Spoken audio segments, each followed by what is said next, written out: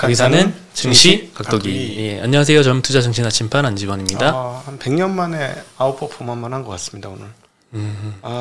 근데 뭐 아직 자리를 못 잡았어요. 올해 연말 전에 다 돌려야 되는데 걱정이 많네. 오늘 진짜 오랜만에 크게 한번 아웃퍼폼 한 것 같은데요. 네. 코스피가 그래도 좀 처음 많이 빠지더니 많이 반등해서 마이너스 0.1%로 마감했습니다. 오전 11시쯤인가 1700 종목 정도 빠졌어요. 양시장 합쳐서 2400 종목 중에서. 네. 싹 그냥 점점 얼어 들어가는 거야. 밖에 서 있으면 몸이 얼듯이 요즘 추운 날. 그렇게 계속 얼어 들어가다 이제 다시 슬슬 건물 안으로 들어오면 녹는 것처럼 그런 장세였습니다. 네. 코스닥은 플러스 0.6% 상승해서 마감을 했고요. 오늘 개인 투자자들이 코스피에서는 2,400억 매수했고 코스닥에서는 오르니까 또 한 1,000억 정도 매도를 한 것 같습니다. 네. 외국인은 양시장 샀는데요. 코스피에서 3,000억, 코스닥에서 800억 매수했고요. 기관은 코스피에서 6,000억이나 매도를 했습니다. 거의 프로그램 연계 물량으로밖에 안 보여요. 지금 그 베이시스가 붙어 있어요. 계속 물량 나와. 네, 금융투자하고 이제 연기금은 계속 꾸준히 매도하는 거 하고 있고요. 코스닥에서는 300억 매수를 했습니다. 네. 오늘 금융업종이 제일 많이 올랐거든요.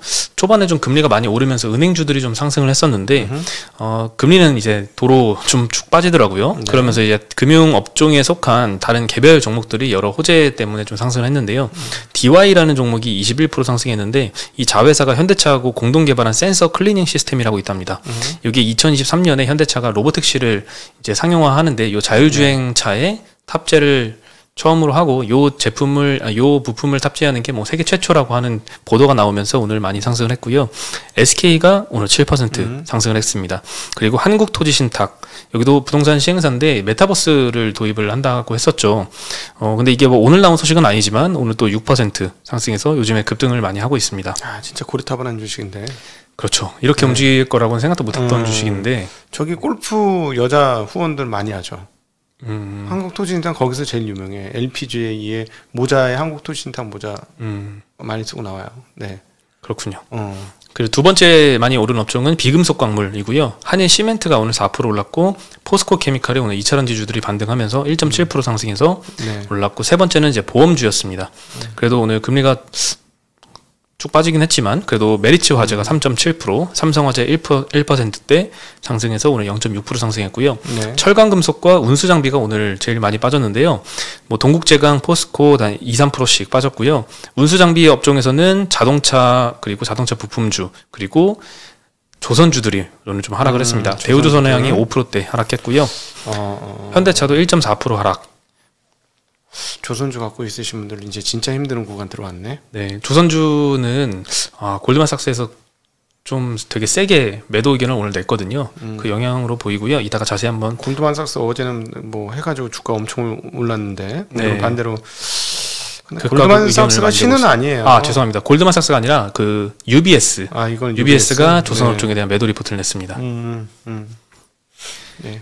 예, 근데 뭐 삼성전자는 오늘 많이 오를 줄 알았는데 0.6% 하락을 했고요. 네. 근데 이제 외국인은 그래도 1,200억 매수를 했더라고요. 하이닉스에서도 이제 외국인들은 500억 정도 매수를 했고, 하이닉스는 오늘 0.4% 올랐어요. 마이크론이 어제 올라서 그런지 이 메모리 반도체에 올인하는 하이닉스는 좀 올랐는데 오늘 파운드리 공장 부지 확정한 이 삼성전자는 오늘 소폭 하락을 했습니다. 법인세 무지무지 거의 30년간 법인세를 깎아주는 상황이니까. 네, 한 그 테일러시로 확정을 했는데 세금 감면 혜택이 한 10억 달러 정도 예상이 되고요. 1조 2천억. 예, 2022년에 상반기에 착공을 해서 24년 하반기에 양산을 시작을 한다고 합니다. 네. 총 투자 비용은 한 20조 원 정도 든다고 하고요. 기존의 오스틴 펩과도 굉장히 가깝습니다. 40km 정도 거리이고요.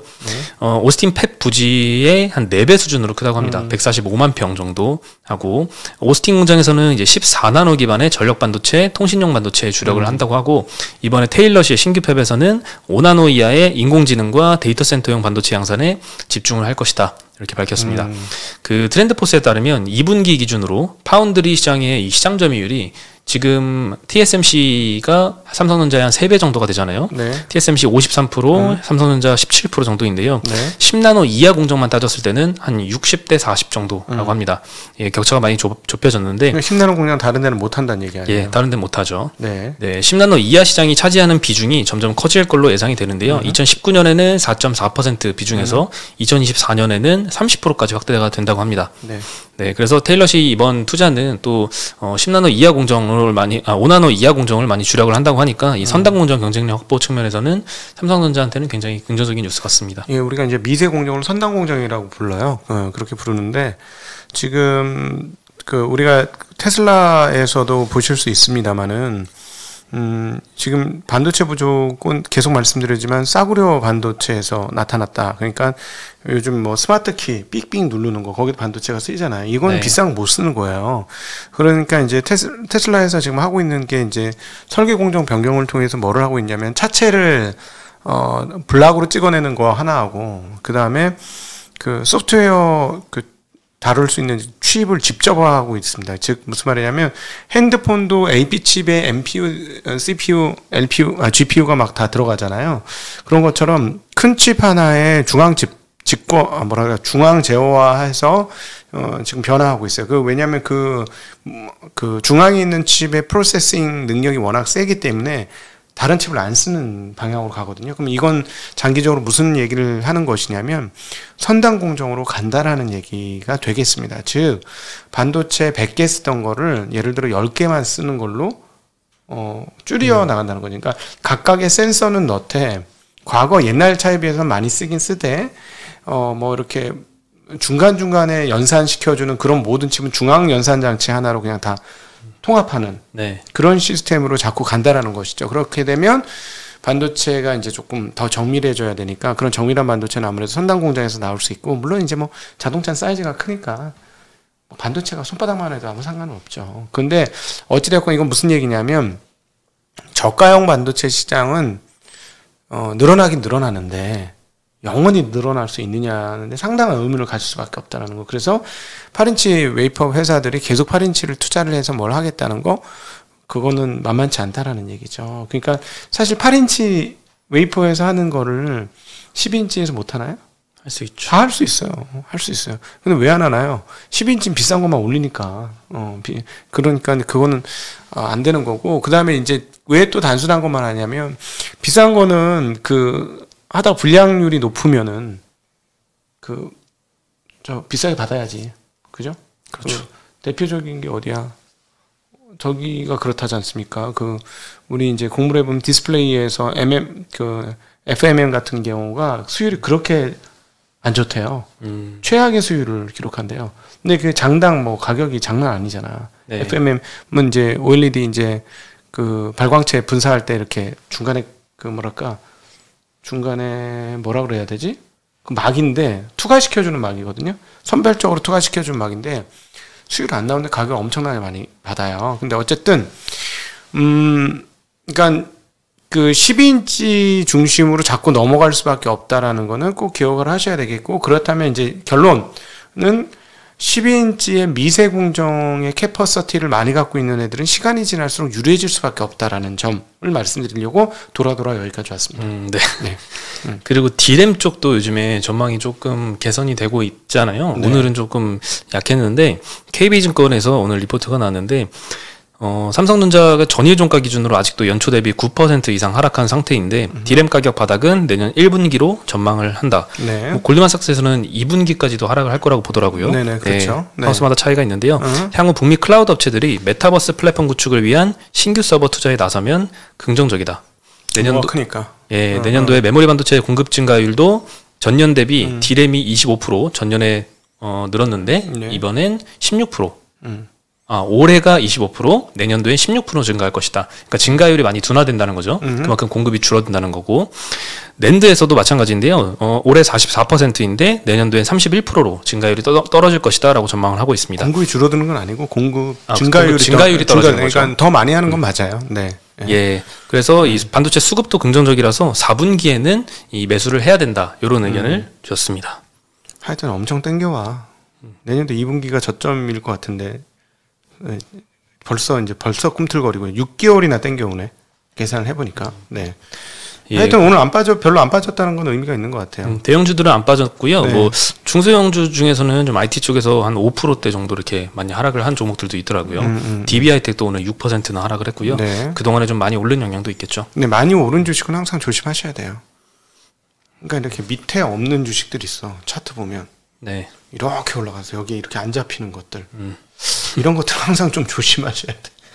아무리 좋아 보여도. 근데 요때는 아무도 얘기 안 해요. 근데 요쯤 가면 이제 얘기하기 시작해서 더 올라가면 사람들이 열광을 하였었는데 여기 공간이 좀 비어 있어. 조심하셔야 돼요. 항상 말씀드리지만.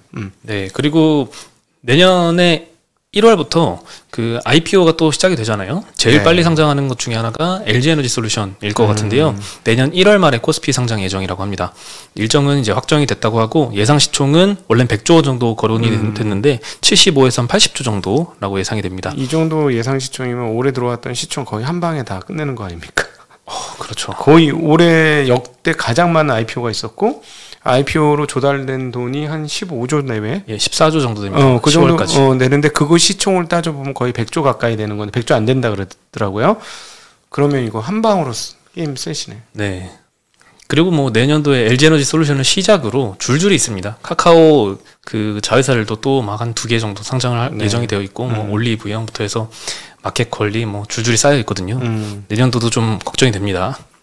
그 CATL 시총하고 좀 비교를 하는 의견도 좀 있는 것 같아요. 네. CATL이 거의 300조잖아요. 이거에 비해서는 싸다라고 하는데요. SNE 리서치 전망을 보면은 2025년 기준으로 배터리 캐파가 CATL이 633GWh, LG화학이 410GWh로 두 개가 이제 한 1.5배 차이가 나거든요. 근데 공모가 기준으로 시가총액은 4배 정도 차이가 나서 이베스트 증권에서는 이 100조 원 시가총액도 고평가는 아니다. 이런 언급을 했습니다. 나는 동의 못 하겠는데. 동의 안 되는데? 왜? 이유가 내수가 있잖아요. CATL은 세계 최고의 전기차 내수 시장을 갖고 있잖아, 뒤로. 네. 우리는 30만 대, 40만 대, 50만 대? 안 돼. 걔네 지금 전기차 비율이 얼마인데 얼마까지 올라가? 지금 전 세계 전 세계 자동차 생산량의 절반, 5%를 돌파하게 된 혁혁한 공은 다 중국에 있어요. 중국에서 판매되는 대수가 얼마인데. 그리고 중국은 전 세계에서 자동차를 제일 많이 만드는 시장이에요. 우리는 이제 중국이 저렇게 해버리니까 사실은 미국 우리하고 손잡을 수밖에 없는 거고 전기차 배터리 우리나라 시장하고 손잡서 하는 건데 아니지. 제가 보기에는 CATL이 큰 회사가 되는 게 맞지. 네. 그렇죠. 동일한 밸류에이션 멀티플을 적용받을 수는 없는데 그래서 할인율을 다 적용을 하긴 하거든요. 네. 근데도 조금 요거는 밸류 차이가 좀 갭이 크다. 이런 의견도 좀 하고 있는 것 같습니다. LG화학이 오늘 1% 상승을 했고요. 삼성 SDI 이노베이션은 1%, 0.2%씩 하락을 했습니다. 네. 그리고 오늘 5G 장비주들이 또 굉장히 많이 올랐거든요. 네, 좋죠, 요즘에. 삼성전자가 작년에 이제 버라이즌에 굉장히 큰 수주를 했잖아요. 네. 7조 9천억 정도 규모로 수주를 했는데 그게 뭐 코로나 영향 때문에 조금 딜레이가 되고 있어요. 그래서 향후에 버라이즌의 투자가 재개가 되면 삼성 밸류체인이 수혜를 볼 것이다 라는 전망이 나오고 있는데 최근에 52조 신저가가 찍었어요. 네. 하나금투에서 리포트가 오늘 제목부터 굉장히 세게 나오거든요. 5G 뭐 폭등장 온다 이렇게 써주셨던데 이제 적극적인 매수를 할 시점이다라고 언급을 했고 버라이즌과 더불어서 국내, 일본, 유럽 매출도 본격화될 것이다라고 전망을 하고 있습니다. HFR은 또 장중에 또 공급 계약 공시를 또 냈거든요. 네. 미국 후지츠 네트워크스하고 5G 프론트홀 공급 계약을 1,580억 정도 규모로 했는데요. 작년 매출액 대비 172%라서 굉장히 큰 규모의 공급 계약이라서 주가가 굉장히 뜰 것 같다고 생각을 했는데 이미 많이 떴더라고요. 그렇죠. 그 전에 이미 한 1, 2주간에 35% 넘게 상승을 해서 좀 선반영된 영향도 있는 것 같습니다. 제가 2019년에 이거 5G 불을 뿜었었어요. 다른 방송 나갔을 때 5G 얘기를 좀 많이 했었거든요. 네. 그 이후 저 안 하잖아요. 네. 근데 이번에 반등할 수 있을 것 같아요. 네. 워낙 떨어졌잖아요. 많이 떨어졌어요. 근데 이제 그 매출 총액 대비로 시총이 너무 갔어. 작년 초에 좀 심하더라고. 너무 많이 가가지고 많이 땡겨왔죠. 아니 뭐 매출 규모 대비 우리가 PSR이라고 표현하지 않습니까? 매출 대비 이런 전통 전기전자 회사가 매출 대비 몇 배의 주가를 가는 건 저는 좀 아닌 것 같거든요. 그 정도까지는 아닌 것 같아요. 그렇게 갔었어요. 근데 이제 워낙 한 3분의 1 토막씩 나오고 반 토막 이상 나오고 막 그랬으니까 괜찮긴 한데 총 매출 규모가 얼마나 될까? 그러니까 미국에서 수주 7조 9천억 받아가지고 좀 애매해. 좀 애매해. 예를 들어 뭐 삼성전자가 뭐 10조를 땡겨 왔는데 그럼 삼성전자가 절반은 해야 될 거 아니야. 예를 들자면. 그리고 밑에한테 하청을 주면 나머지 절반 돌려준다고 해도 그러면 마진율 좋다고 해도 그 하여튼 총액 기준으로 따져보면 밸류에이션을 그렇게 높게 받을 수 있을까 하는 거는 약간 좀 의문인데 지금은 워낙 많이 빠져서 반등의 자리인 거는 맞는 것 같긴 합니다. 네. 그리고 지금 5G엔 투심이 너무 꺾여 있는 상태여가지고 이런 수주 공시가 오늘 HFR 사례처럼 쭉쭉쭉 나와주면은 좀 투심도 많이 회복이 되면서 또 저가에 그 바닥에서 올라오면 또 상승률은 굉장히 클 수 있잖아요. 그렇죠. 그건 그렇죠. 네. 그리고 SK가 오늘 7% 상승을 했는데요. 수소 사업 진출 계획을 좀 밝혔습니다. 일단 수소 플랜트 건설 그리고 전기차 진출 사업 두 가지인데요. 충남에 이 연 25만 톤 규모의 블루수소 생산이 가능한 수소 플랜트 건설을 위한 업무 협약을 26일에 체결을 할 것이다. 이런 보도가 나왔고요. 블루수소는 이제 LNG에서 수소를 추출할 때 발생하는 탄소를 포집한 수소고요. 그린 수소 전 단계죠. 네. 그리고 전일 SK E&S 이 자회사가 파킹 클라우드 지분 1,785억 규모 취득도 공시를 했었거든요. 네. 그러면서 이제 47% 지분율을 갖게 됐고요. 여기서 전기차 충전 사업 등의 인프라 확보를 위한 목적으로 사업을 진행을 할 것 같습니다. 주차장에다가 세우겠다는 얘기구나. 네. 전기차 저기 충전소. 네. 요즘은 주로 우리나라 호텔에 돼 있어요. 호텔에 슈퍼차저 같은 경우는 5,000원 충전하러 5,000원 주차비 내고 들어가야 돼. 네. 이제 항상 어디 가실 때 전기차 타고 다니면 주차장부터 확인을 해야 될 것 같아요. 아, 그거는 그렇진 않아요. 그냥 출퇴근은 전혀 문제가 없어요. 어디 딴 데 갔다가 오면 문제가 됩니다. 지방 한번 가면 좀 골 때리긴 합니다. 네. 골 때리는군요. 있는 그대로 말씀드려요. 있는 제 경험치 그대로. 네. 미국이 아니기 때문에 미국만큼 슈퍼차저가 많지 않아서 조금 지방 출근해서 어디 갔다가 왔다가 집에 못 가. 그런 건 있었어요. 한번. 좀 멀리 갔었어, 지방으로. 예. 그리고 오늘 게임주들이 등락폭이 굉장히 심했는데요. 급락했다가 오후 들어서는 좀 반등을 다 했습니다. 네. 특히 게임빌은 좀 호재가 나왔었는데 블록체인 기술 업체인 제나 애들을 인수를 해서 이 개발 부서 인원들을 내재화했다라고 발표를 했습니다. 네.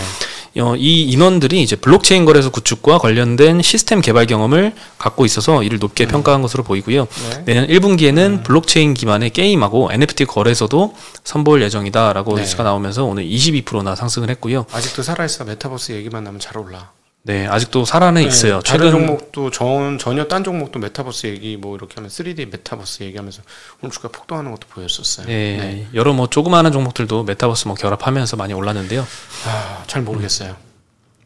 오른 건지 잘 모르겠어요. 오늘 그래도 아침에는 좀 그 오전에 게임주들이 전부 다 마이너스였거든요. 큰 폭의 마이너스였는데 그래도 다 플러스로 전환을 해서 마감을 했더라고요. 네, 그리고 신풍제약이 250억 규모의 비자금 의혹 때문에 경찰 압수수색에 들어갔다라고 하면서 오늘 19%나 폭락을 했는데요. 2000년대 중반부터 약 10여 년 동안 약품 원료 업체와 허위로 거래를 하거나 원료 단가를 부풀려서 빼돌린 돈으로 비자금을 조성한 의혹을 지금 받고 있습니다. 이것도 뭐 확정은 아니고 의혹을 받고 있는 거고요. 본사 재무팀하고 안산 공장에 압수수색이 진행이 됐다는 소식에 오늘 좀 큰 폭으로 하락을 했습니다. 네. 네, 요거는 이제 개별 악재였고, 그래도 바이오 업종에 전반적으로 영향을 주지는 않은 것 같아요, 이 소식이. 네. 그리고 UBS에서 조선업 매도 의견 리포트를 언급을 드리겠습니다. 일단 COP26이라고 있는데요. UN 기후변화 협약 당사국 총회인데요. 여기서 주요 회원국을 포함한 14개국이 2050년까지 배출가스 제로 운송에 관한 선언문에 서명을 했었는데요. 이게 IMO하고는 조금 격차가 있습니다. 2050년까지 온실가스를 50% 줄이겠다는 게 IMO의 초기 전략인데 지금 이 COP26은 빵 %잖아요. 그러니까 이 격차가 굉장히 크고 IMO 입장에서는 2023년쯤에는 이 목표를 수정하도록 압박을 받을 만한 그런 요인이다라고 밝혔습니다. 그렇죠. 네, 현재 연료 비용을 또 약 50% 정도 상승시킬 수 있는 톤당 100불 정도의 탄소 비용 부과가 또 논의가 되고 있는 상황이라서 이것도 신규 선박 수주가 느려지고 있는 이유라고 하고요. 올해 1분기에 선박 수주가 급등을 했었는데 10월 달 글로벌 선박 수주가 전년 대비 처음으로 마이너스 9%로 감소를 했습니다. 그러면서 신규 수주 모멘텀이 좀 감소하고 있다라고 언급을 했습니다. 신규 성과는 좀 상승을 하고 있지만 그래도 신규 수주가 하락을 하고 있기 때문에 성장 속도가 이제 둔화되기 시작했다라는 의견입니다. 또 결론적으로 2022년 글로벌 선박 수주량 감소에 대해서 시장이 아직 가격을 충분히 반영하지 않고 있다라고 판단을 했고요. 한국조선해양, 대우조선해양, 삼성중공업 매도 의견을 제시를 하면서 각각 오늘 2%, 한 마이너스 5% 정도 이렇게 하락을 했거든요. 근데 이 목표가를 전부 다 제시를 했는데 현재 주가보다도 낮은 상황입니다. 예, 상당히 뭐 센 의견으로 매도를 한 거죠. 진짜 매도 의견 나왔네. 지금 제가 이제 현장 그 탐방을 한번 갔다 온 그걸 감안해서 말씀드리면 1.5년치 정도의 수주 잔고를 보통 채워놓고 있다. 한국의 대표 조선사가. 네. 그런 상황이고 지금 적극적으로 수주하지 않고 있다. 왜냐하면 배값을 높여받고 싶어 한다. 라는 상황이고. 그래서 수주가 좀 지금 그래서 중국이 수주가 많아요. 그런 상황이고. 그 다음에, 뭐라 그러냐면,